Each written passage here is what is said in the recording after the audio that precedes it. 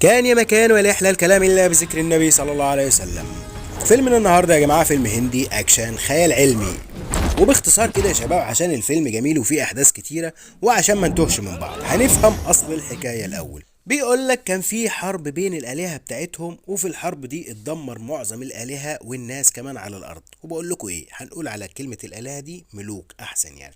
المهم الملوك دي فضل منهم ملك طيب مع امير الجيوش اللي هو اميتاب باتشان، ده اسمه اشوتاما في الفيلم. وكلف الملك الطيب ده امير الجيوش واشوتاما بمأمورية، قال له ان هو هينتهي في العالم ده بس هيتولد تاني من جديد في عالم كله شر ومجاعات، وهتكون فيه هناك طائفة شريرة مش عاوزة ملك الخير ده يتولد تاني. عشان كده كلف اشوتاما ان هو يحميه لحد ما يتولد، وقال له على العلامات اللي هتعرفه على الام اللي هتكون حامل فيه. نرجع بقى بالنسبة للأرض والناس. فعلا يا جماعة بعد مرور سنين طويلة وصلنا للزمن اللي هو فيه الشر والمجاعات دي. وفي الزمن ده كان فيه يا جماعة مدينتين كبار، مدينة اسمها كاشي واللي هي فيها الهرم، ودي بيحكمها ناس شريرة عاوزة تولد الشياطين من تاني وملوك الشر.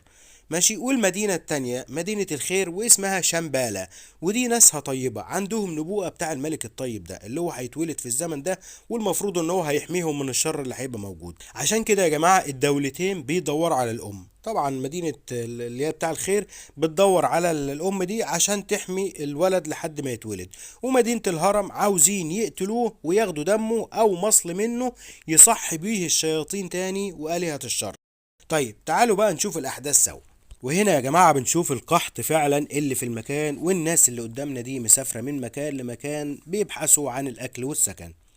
ووصلت الناس دي يا جماعة لمدينة الهرم، وبنشوف إن جنود الحاكم بيعملوا أشعة على البنات، واللي بيشوفوها إن هي تصلح إن هي تحمل بياخدوها مقابل أي مبلغ من المال. وفي مدينة الهرم دي يا جماعة فيه ناس محاربة تبع مدينة شمبالة اللي هم الطيبين دول، برضه بيدوروا على أي واحدة حامل، ومعاهم برضو حاجة كده زي جهاز صغير لو نورت يبقى الست دي هي المقصودة. وهم بيشوفوا الست دي لقوها مش هي، ووصل جنود الحاكم يا جماعة في اللحظة دي وبياخدوا زعيمهم ومعاه الست الحامل دي.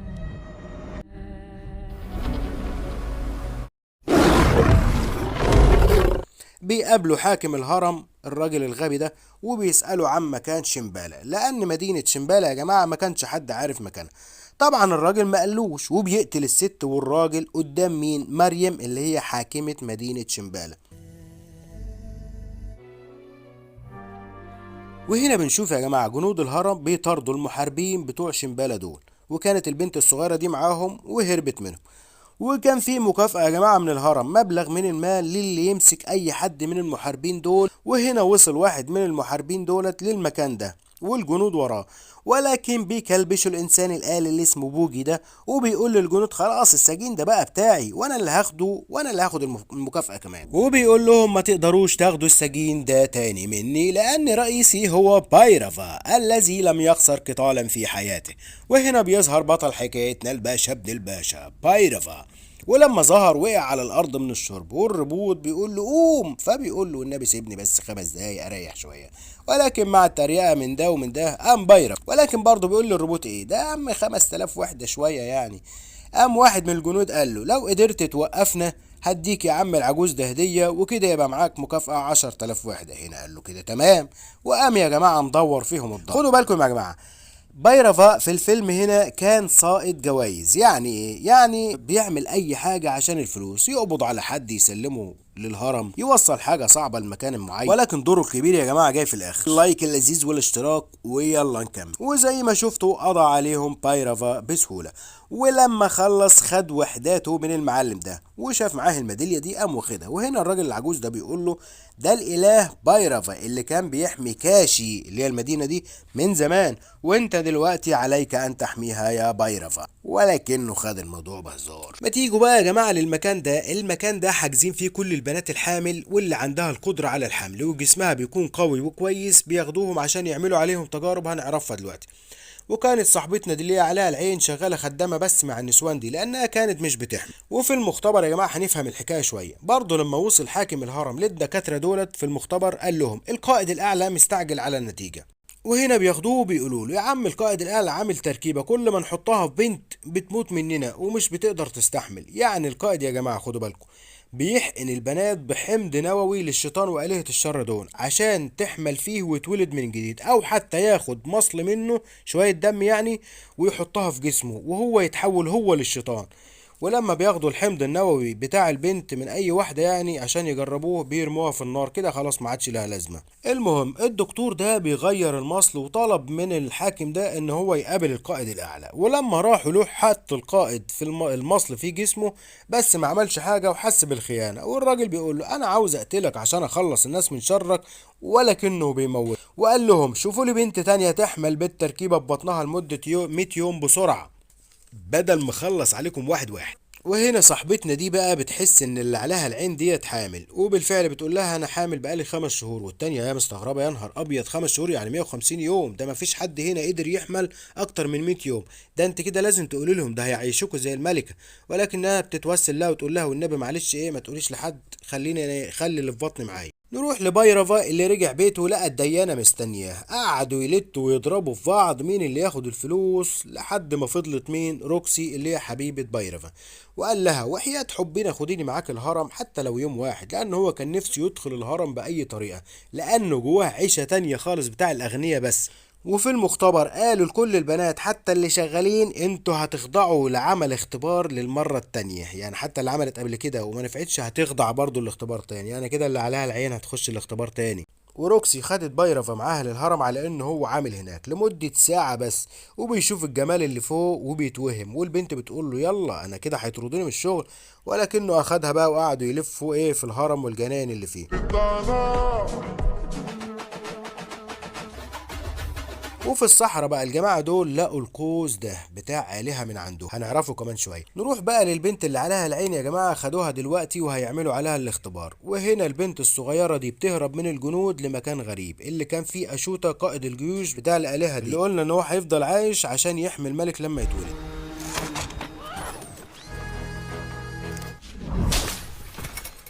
وهنا اللي عليها العين ديت في المختبر عشان يحقنوها بالحمض النووي ياخدوا المصل، وعلى فكرة دي اللي هتبقى عليها العين اللي الكل هيدور عليها اللي في بطنها الملك الأسطورة ده.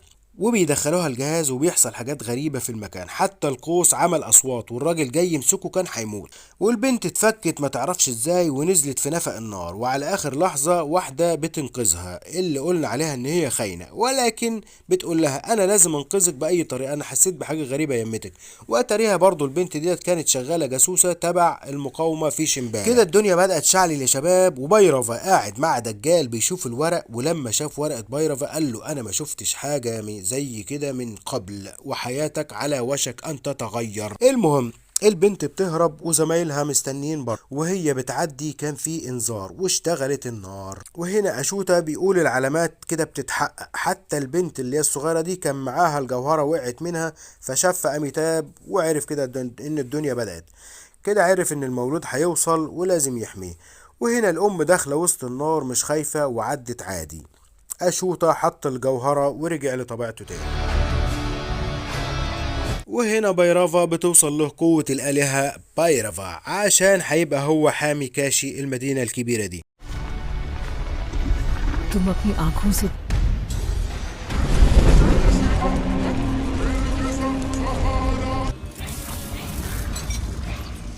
ودول تبع المقاومة خدوا الأم ومشيوا، وكان في خبر لكل الكماين بالتفتيش على البنت اللي هربت دي، وفي التفتيش كانوا هيتقفشوا ولكنهم قدروا يهربوا.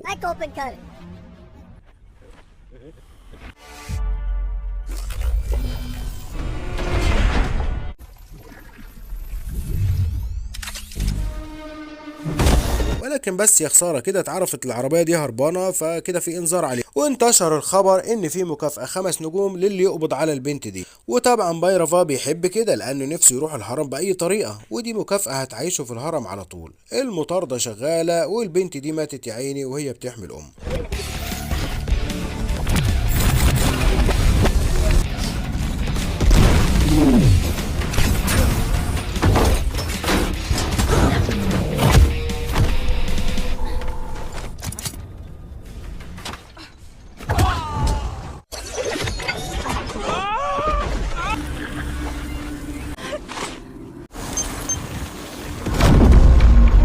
وطبعا جهز نفسه المعلم بايرافا وطلع وراهم.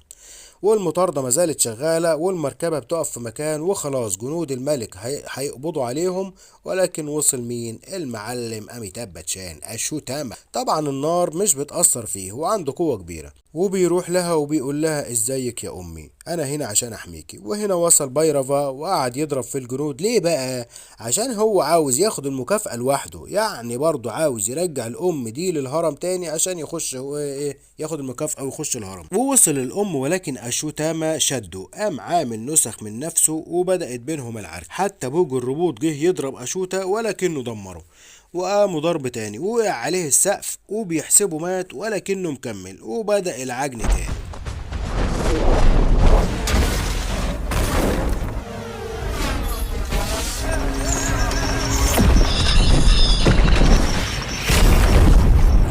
وقدر يتغلب عليه أشوتا. وبالفعل راحوا لمدينة شمبالة، وأول مرة الناس تشوف نبات أخضر، وعرفت مريم إن الأم اللي بتحمل الملك داخلها خلاص وصلت. وأول مرة من سنين يا جماعة الجو يمطر، دليل على إن الست دي هي الأم اللي بتحمل الملك ده. وبسبب ان بايرافا ضرب جنود الهرم والام هربت منهم، حكموا عليه بمصادرة كل فلوسه ومنعوه من دخول الهرم للابد. ولكنه بيقول للقائد او للحاكم ده، انا املك الوحيد في ارجاع البنت دي تاني، لان انا ما بتهزمش عمري في معركة. واداه فرصة تانية، قال له يا عم لو جبت البنت انا هدخلك الهرم بايدي. والبنت الصغيرة بتقول لأشوتاما، انت فزت في الحرب اللي هي الاولانية ديت ولا لا؟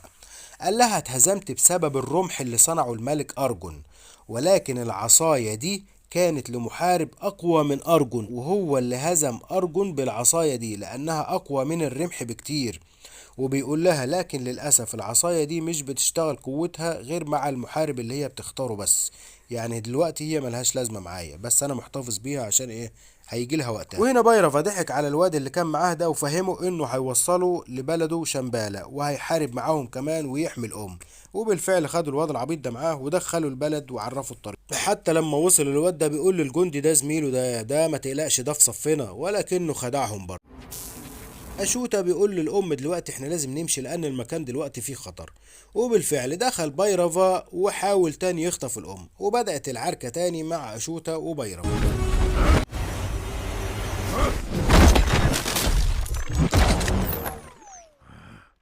وللحظ بتوصل جنود الهرم اللي هم مع الحاكم للمكان في الوقت ده.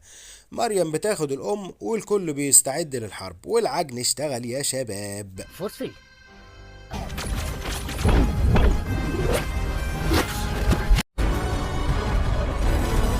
ولسه أشوتا بيتعارك مع بايرافا وبوظ له العربية.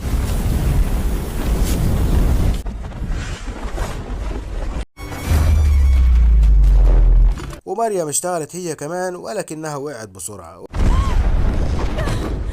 والحاكم أيد الأم وخدها وطلعت له مريم، ولكنه قتلها بقلب اسود. والأم وقعت وكانت خلاص هتموت، ولكن أشوتا مسكها على آخر لحظة، ولكنها سابت من إيده بالغصب، واللي أنقذها بايرافا. وشدهم أشوتا وضربوا أشوتا ووقعوا هنا جنب العصاية.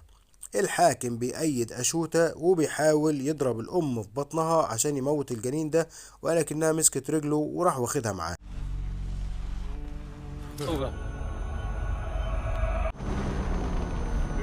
ولكن العصا هنا بتختار بايرافا وبتيجي القوة بتاع الآلهة فيها. وأشوتا مستغرب، أكن انت اللي عليك العين، انت اللي هتبقى زي الملك.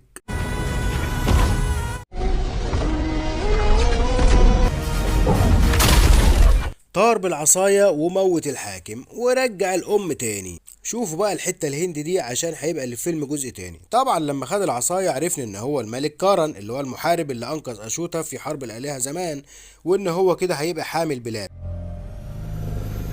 ولكنه هنا بيفوق وكأنه يعني كان متخدر وبيعمل كده بس بفعل ايه العصاية.